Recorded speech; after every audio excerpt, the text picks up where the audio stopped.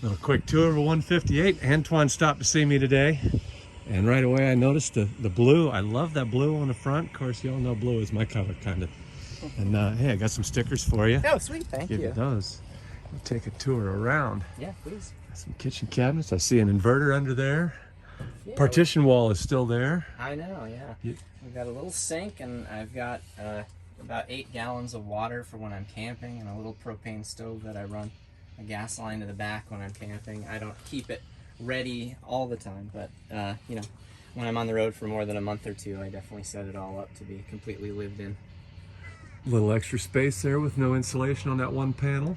Yeah, I originally had the ambitious idea of maybe adding a window, but I kind of like that it always has been very inconspicuous, and I thought, after a year of not having the window, I thought, man, no one has ever bothered me. It's very quiet, and the window kind of is a dead giveaway. It is, yep. And you've got some natural light coming in back there, and the fan here, so you're not in an enclosed box completely. Yeah, this is my kind of creative. All under $5,000 was my entire build. So everything was found on the curb. This is my kitchen table. Pretty simple. It goes back to my garage.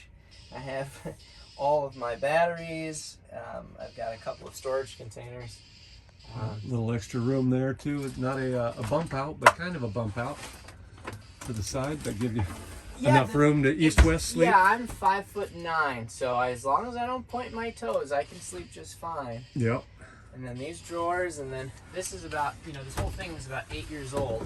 But this slides into a double bed.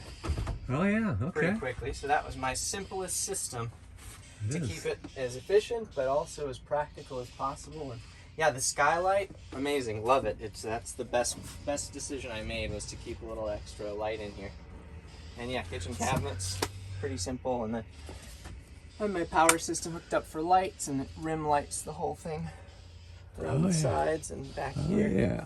So that helps a bit. But yeah, it's about an 8-year-old build, so it's seen 2 or 3 5,000, 6,000 mile road trips.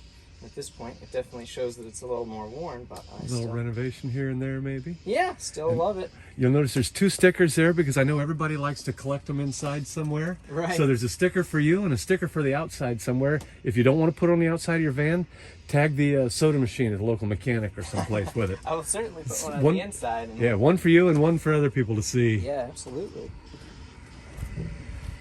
Nice and shiny new tires and black wheels. Yeah, it's going on a 6,000 mile trip this summer, so thought I would do what I could.